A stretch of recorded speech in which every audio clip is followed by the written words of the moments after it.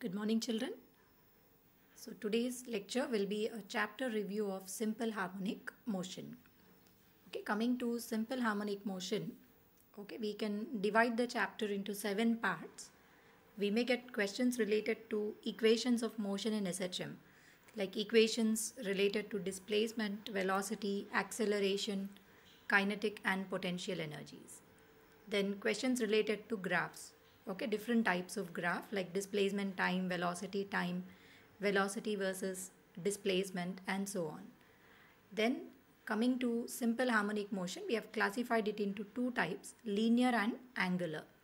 In linear, we'll be studying about various spring mass systems, and for angular, we'll study about pendulum and physical pendulums. And then we will go to some other systems which perform simple harmonic oscillations, such as a cork placed on the surface of water, motion of a liquid in a U-tube, and so on. Then coming to superimposition of two simple harmonic motions.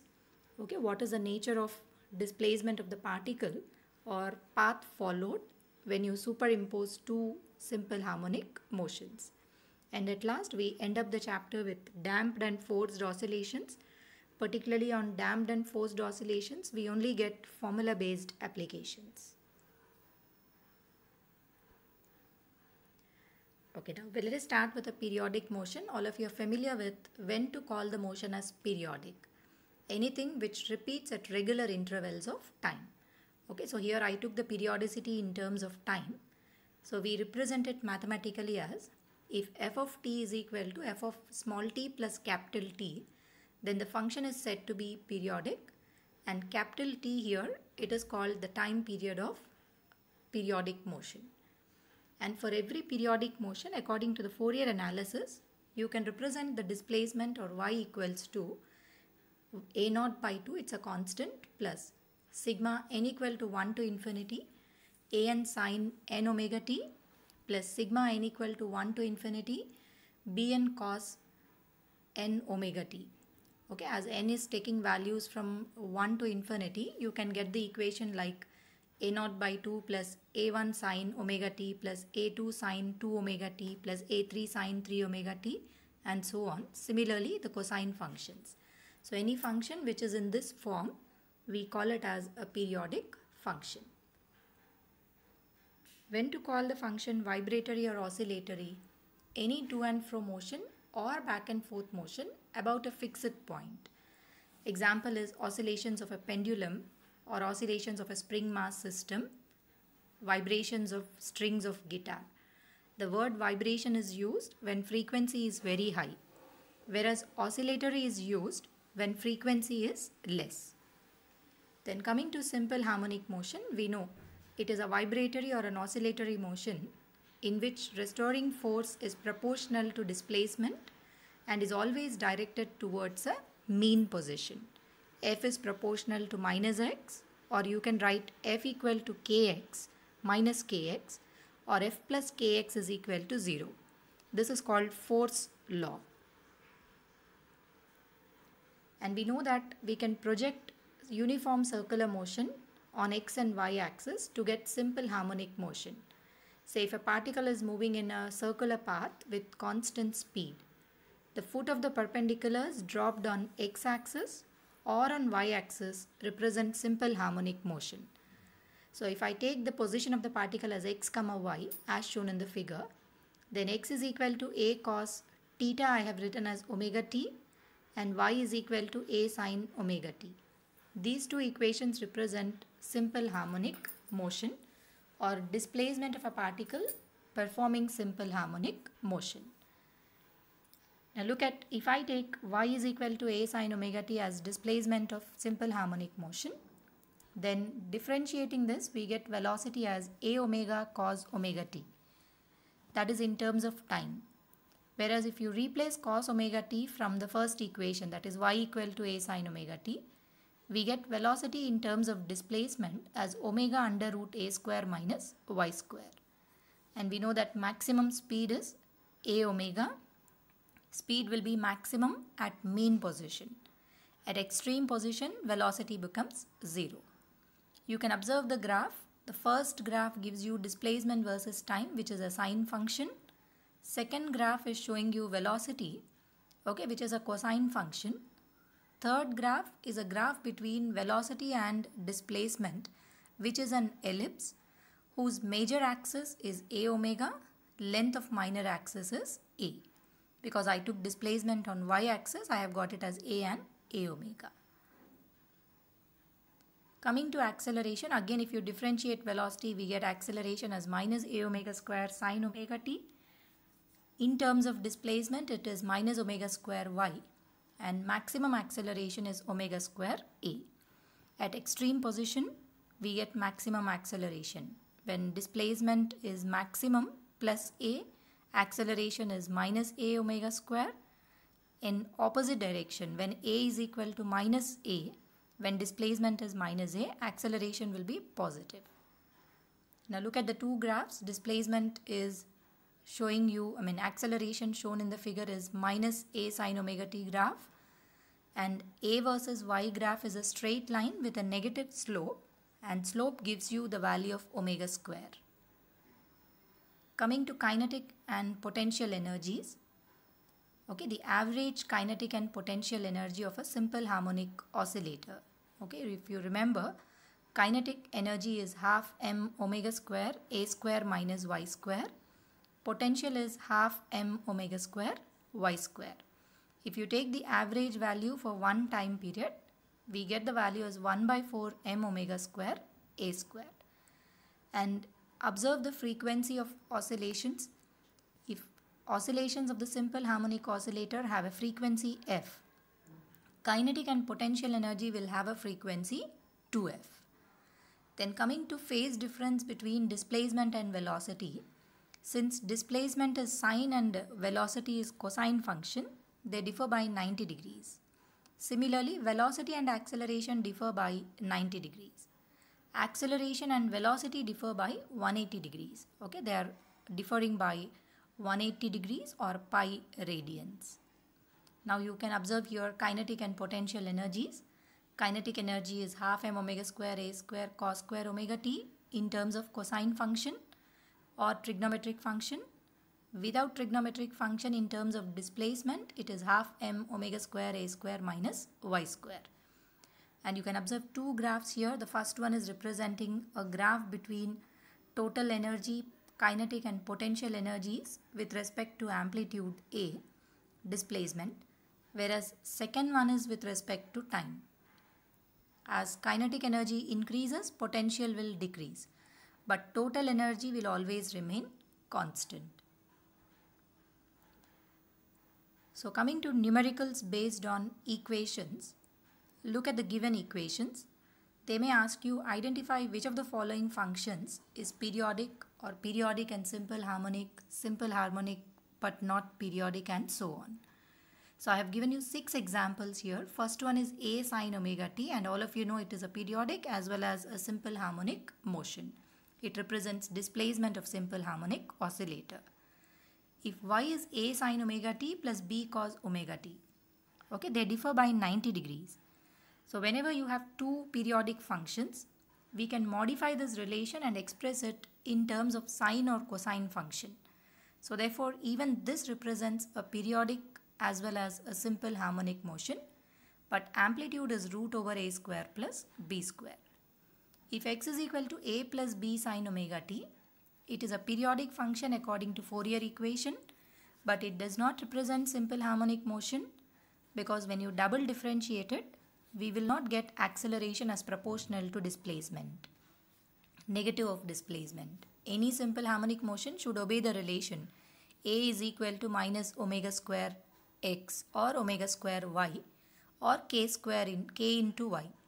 If it does not obey the differential equation, then we cannot call it as a simple harmonic motion. Similarly, fourth example, sine square omega t. Again, you can write sine square omega t as 1 minus cos 2 omega t by 2, which is a periodic function but does not obey the required differential equation, so it is not simple harmonic. Same goes with sine cube omega t. You can express sine cube omega t as 1 by 4 times of 3 sine theta minus sine 3a from the definition or from the formula of sine 3 theta. So even this represents a periodic but not simple harmonic motion. But look at the last example, which is important. A function x is equal to a cos alpha square t square. It will obey the required differential equation to represent simple harmonic motion. But it is not a periodic function because there exists no value of capital T which can repeat this answer, or which will give you which will obey the relation f of small t is equal to f of small t plus capital T. So therefore this is an exclusive function which is representing an SHM, but it is not periodic. Now look at one more question related to equations of simple harmonic motion. Okay, this is a very often asked question. A simple harmonic oscillator has an amplitude A and time period T. They are asking you to find the ratio of time taken to travel from 0 to A by 2 and A by 2 to A. See, from 0 to A by 2 you can calculate based on the equation of simple harmonic motion. Okay, if you take it as starting from mean position, because x equal to 0 is the mean position, we know y is equal to a sine omega t represents displacement when a particle begins from mean position, or y is equal to a by 2, because from 0 to a by 2 let the time taken be t1 seconds. Put y as a by 2 and calculate t1, it comes out to be t by 12. Whereas to get the time taken from a by 2 to a, we cannot directly find from a by 2 to a.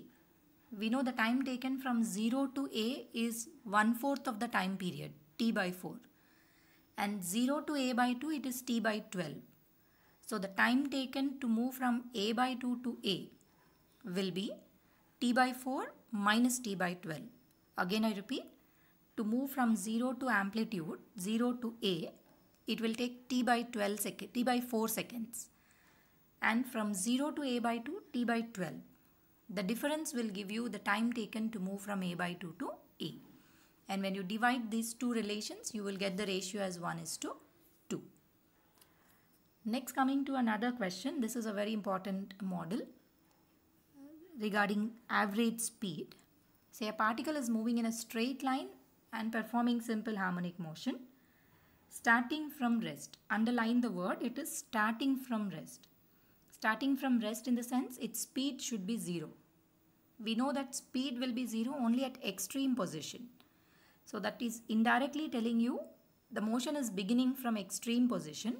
So for extreme position we use cosine function.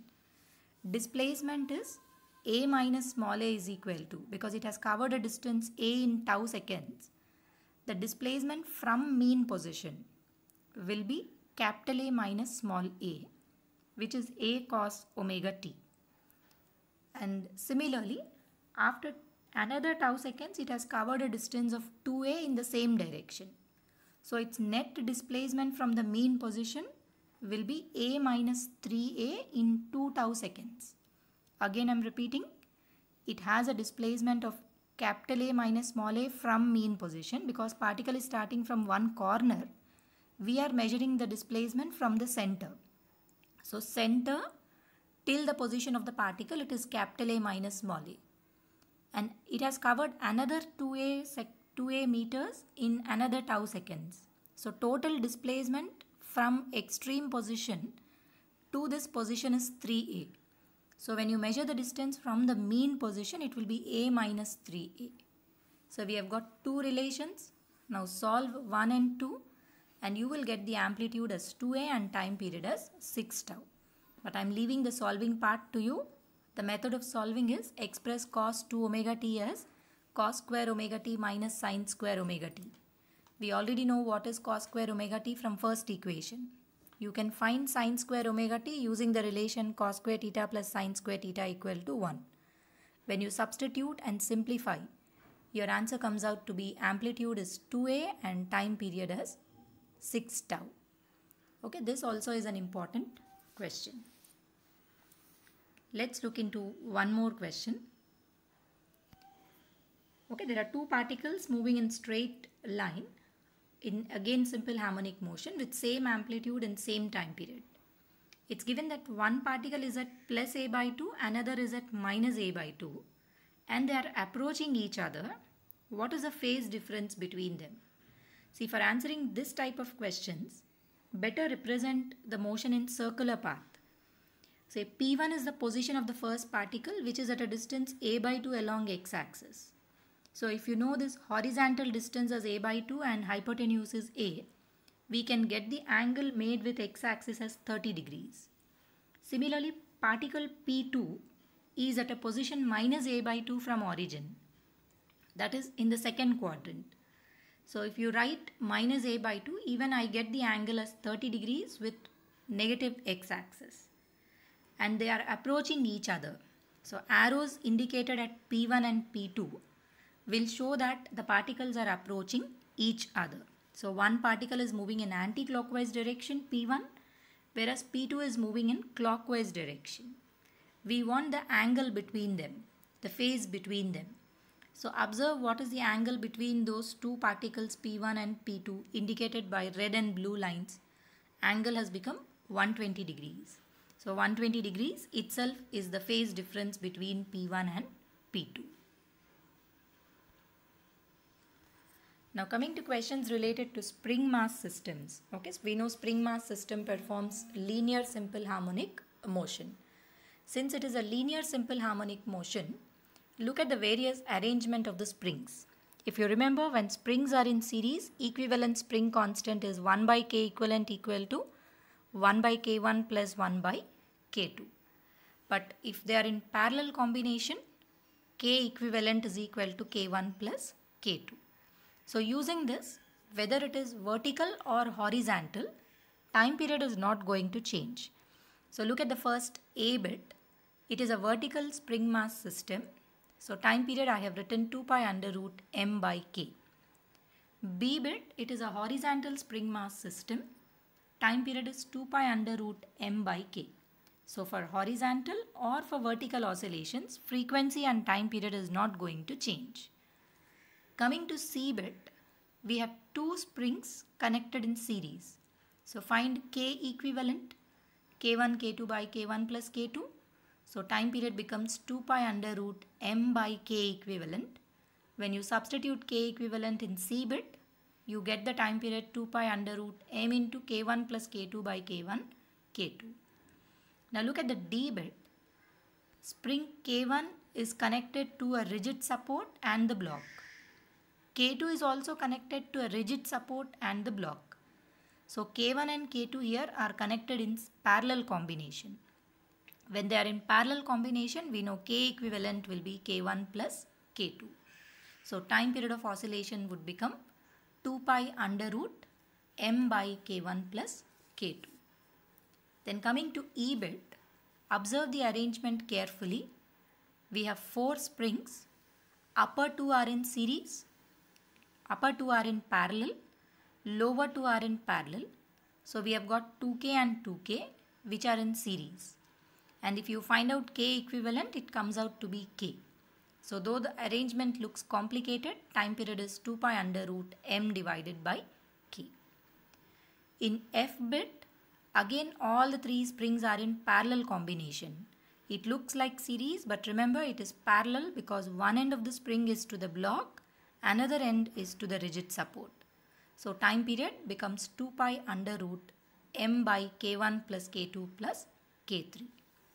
And the G bit, even if your spring mass system is on an inclined plane of inclination theta, remember time period of oscillations is not going to change.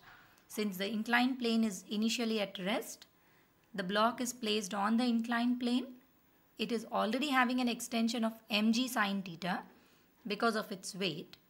Further, if it is displaced from equilibrium, it will have the time period of oscillations same as 2 pi under root m divided by k. So these are some of the examples of spring mass systems. Let's look into few more examples.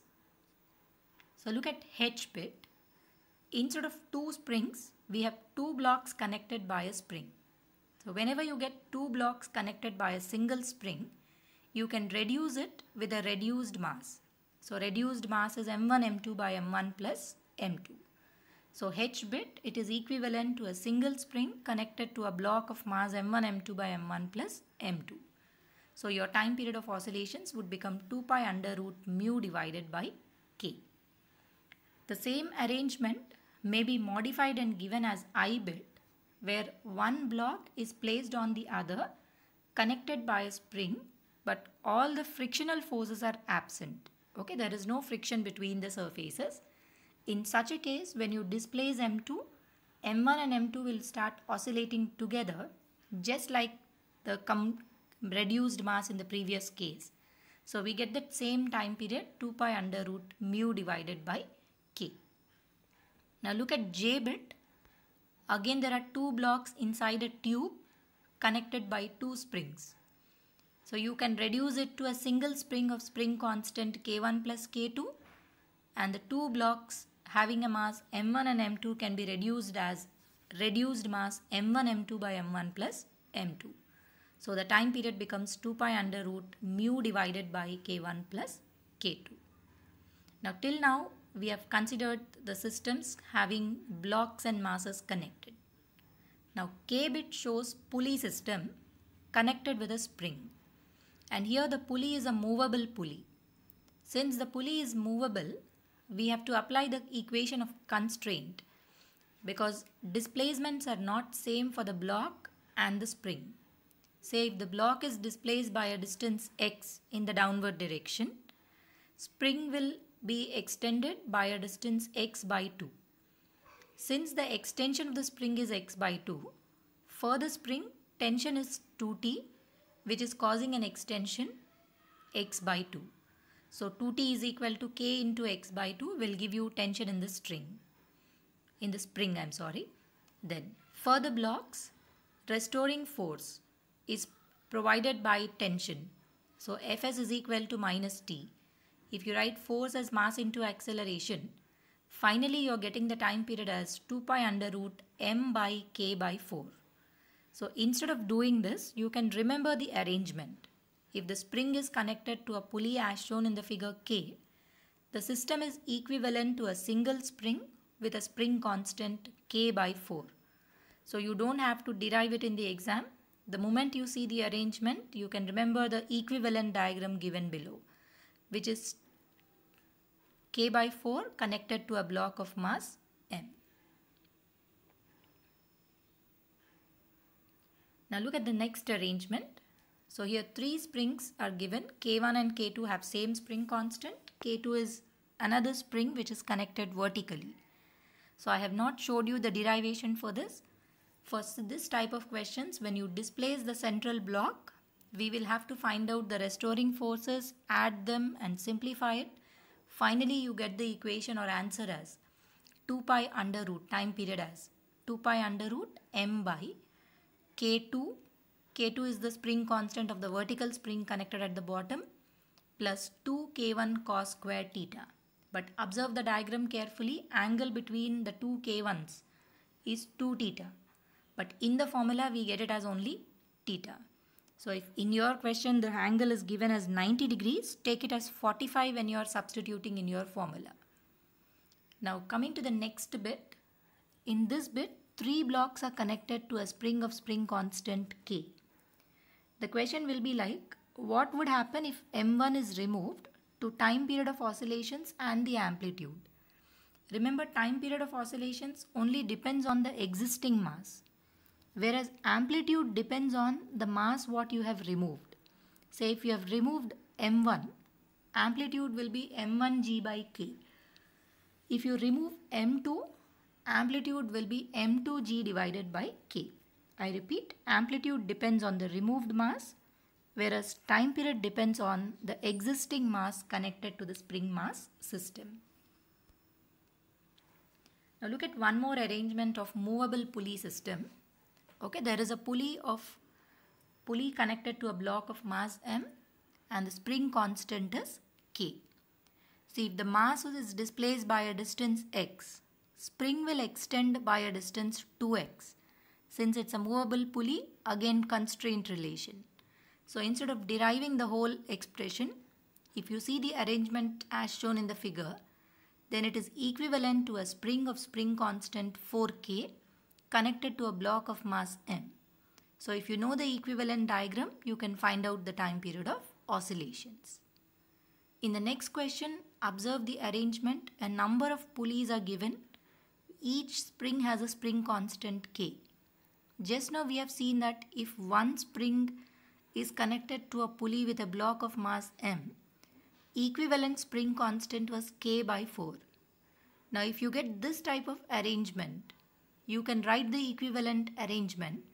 Totally there are 5 springs. Each spring has a spring constant K by 4. All of them are connected in series.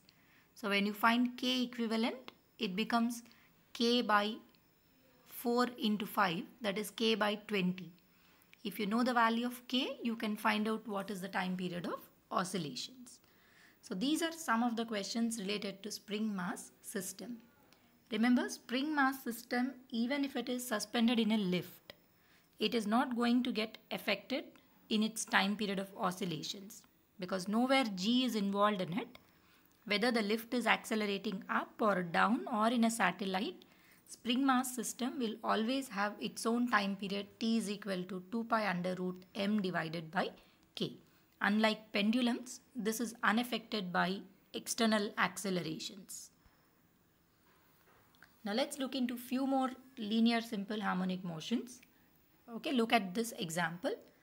They have given you a spring which is connected to a block whose area of cross section is A and is connected by a force constant. The spring constant is K, and the rod is partially immersed in a non-viscous liquid whose density is rho. And they're asking you to find out what is the time period of oscillations.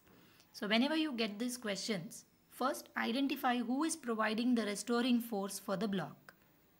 If you pull the block down by a distance y, buoyant force will be acting upward, as well as spring also exerts an upward force. So there are two forces which are providing the restoring force. One is force exerted by spring plus buoyant force. We know force exerted by spring is Ky, and the buoyant force is density into volume into G. Okay, density is rho, volume is Ay into G. From here you can get an acceleration as force divided by mass. Okay, when I divide this with mass, I got the acceleration which is proportional to negative of displacement. So the terms which are outside the bracket, that is K plus A rho G by M, will play the role of omega square, from which you can find out the time period of oscillations. Similar way, here another linear simple harmonic oscillator. A cube is floating in water and its mass is M, density of water is given as, or liquid is given as rho, area of cross section is A. When you push the cork downward and leave it, it starts performing linear simple harmonic oscillations. Observe the diagram. When you have displaced it through a distance y, buoyant force provides the restoring force. We know buoyant force is density into volume into G, volume that you have immersed downward, rho into Ay into G. Again, acceleration is proportional to negative of displacement. A rho G by M plays the role of omega square. Substitute and you can simplify and get the answer. And sometimes instead of mass of the block, they may give you density of solid, area and height. You can replace capital M as density of solid into volume. Volume is area of cross section into H. If you replace capital M as density of solid into area of cross section into H, then time period becomes 2 pi under root density of solid into H by density of liquid into G.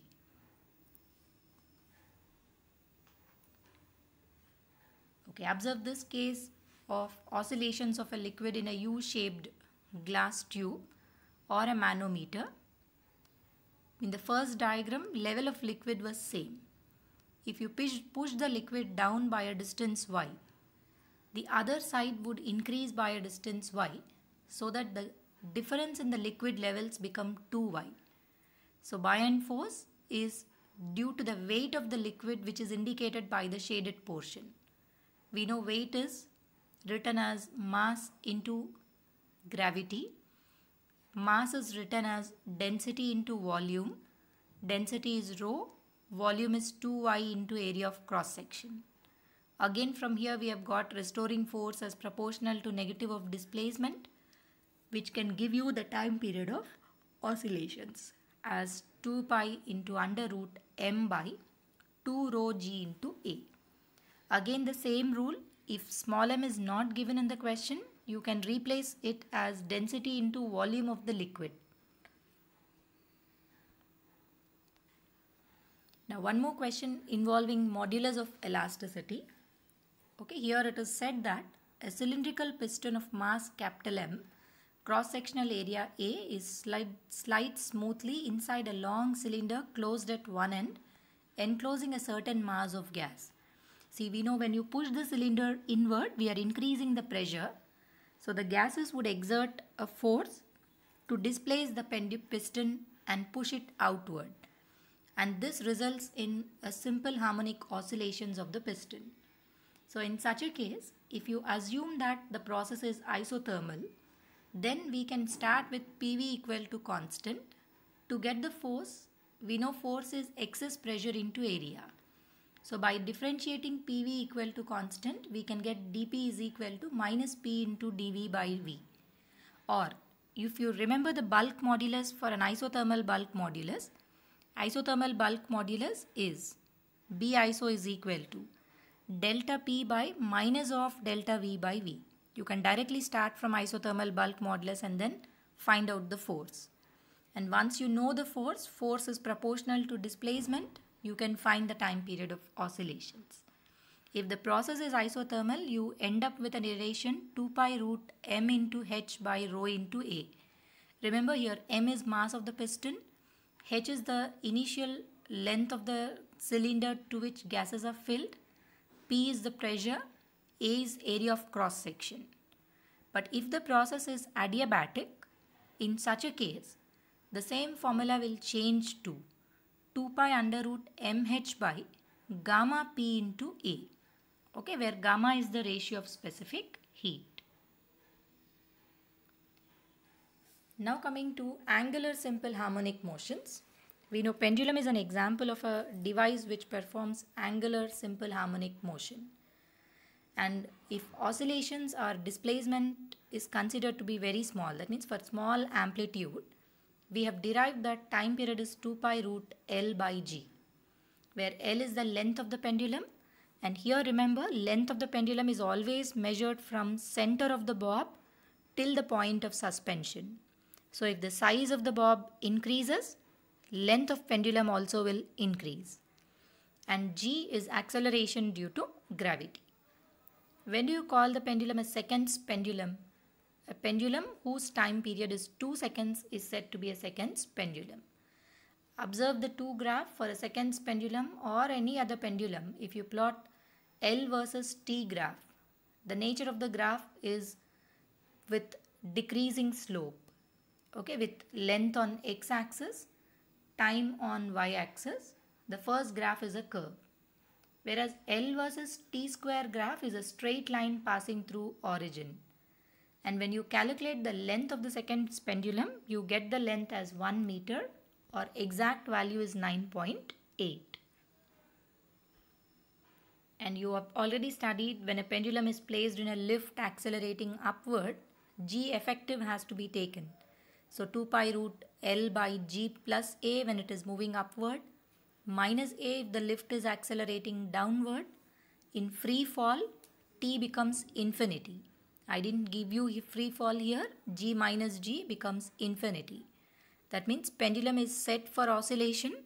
It does not come back. If it is in an accelerated car, then we take the net acceleration or net value of A, which is root over G square plus A square, where A is the acceleration of the car or the vehicle. Then your time period changes to 2 pi under root L by root G square plus A square. And if the car is moving in a circular track, remember A will be replaced as V square by R, centripetal acceleration. And on an inclined plane, if you have an inclined plane and a trolley is carrying a pendulum, Then time period of oscillations of the pendulum would be 2 pi root L by G cos theta or cos alpha, where alpha is the angle of the inclined plane.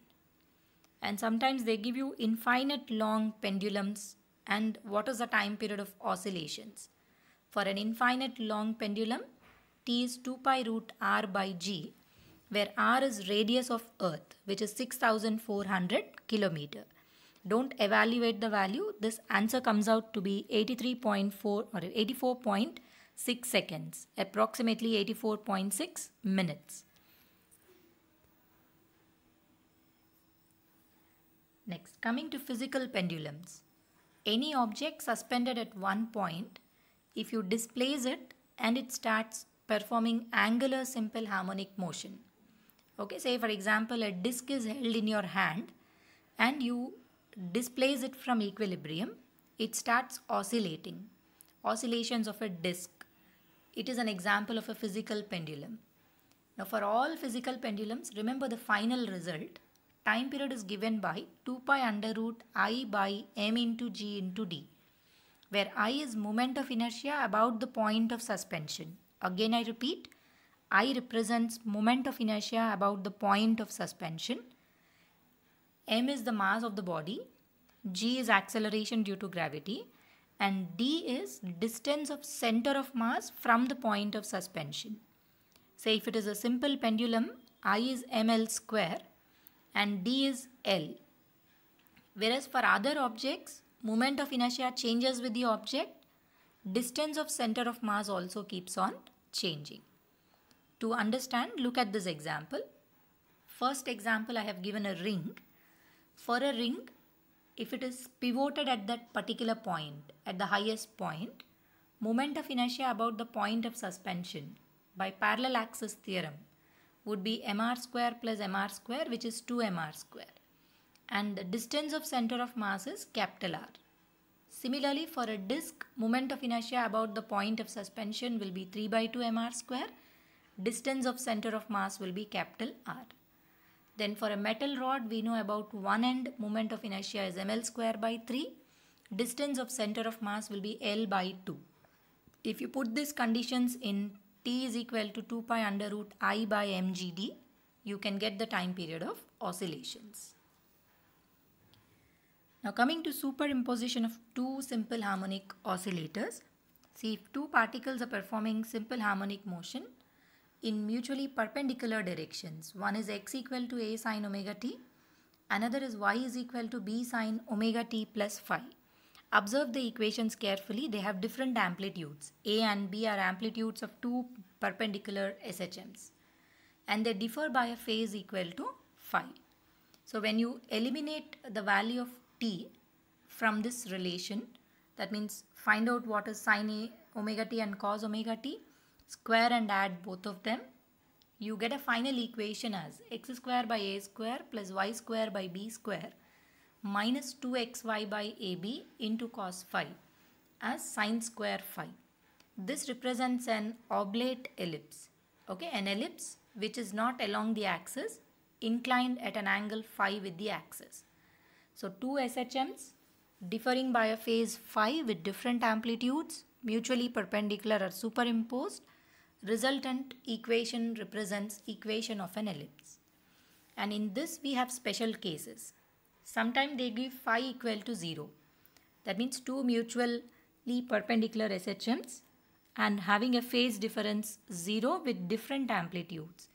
See, when you simplify, we are getting y is equal to b by a into x. So the resultant motion is a straight line motion. Similarly, even if the phase difference is pi a not equal to b, even then it represents a straight line with a negative slope. If the phase difference is 90, okay, the statement says like this: two mutual simple harmonic motions have a phase difference of 90 by 2 are superimposed. What is the nature of the resultant motion? If amplitudes are different and phi is 90 degree, then you will get the resultant equation as x square by a square plus y square by b square equal to 1, which is nothing but representing an ellipse. Whereas if the phase difference is pi by 2 and amplitudes are equal, then the resultant equation would represent a circle. So you can have an ellipse, circle or a straight line by superimposing two mutually perpendicular simple harmonic motions. Okay, now coming to different other types of oscillations. So in all the examples what we have seen, we have assumed that there is no air resistance and there is no damping. But practically speaking, damping forces do exist. And if there are damping forces, along with the restoring force, minus BV is the viscous force, which is reducing the amplitude of oscillations. Now your differential equation changes to F plus Kx plus Bv equal to 0. If you write force as mass into acceleration in differential form, the solution of this differential equation, because it's a second order differential equation, you have to remember the solution. The solution is a naught e to the power minus bt by 2m into sine omega dt plus phi. Now observe, in the place of amplitude you have an extra term e to the power minus bt by 2m. Here b is called the damping constant and omega d is the new frequency of oscillation. Observe the frequency. It is under root k by m minus b square by 4m square. That means frequency is decreasing, so time period of oscillations would increase. And even you can calculate the energy. If damping is not equal to 0 and b square by 4m is less than k by m, in such a case, energy becomes half k a naught square into a square. Replace a as a naught e to the power minus bt by 2m whole square. We observe that energy gradually decreases exponentially. So observe the graph, how amplitude is changing with time. Amplitude is exponentially decreasing with time. So the pendulum or the oscillator will oscillate with decreasing amplitude and finally the oscillations will stop.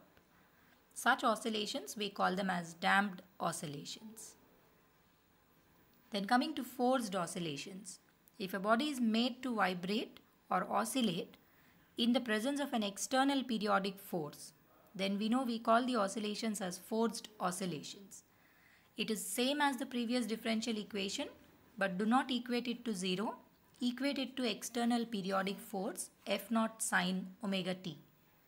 And even this is a second order differential equation whose solution you need to remember as A equal to F naught by m in the numerator divided by omega square minus omega naught square plus b omega by m whole square.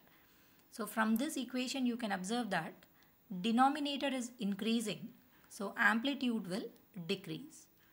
And as a special case of resonance in this is, if the frequency of the driving force becomes equal to natural frequency of the body, that is omega becomes equal to omega naught, amplitude will become very high and then we call it as the condition for resonance. So this is how you can understand what are forced oscillations and resonance. So this is all about the main concept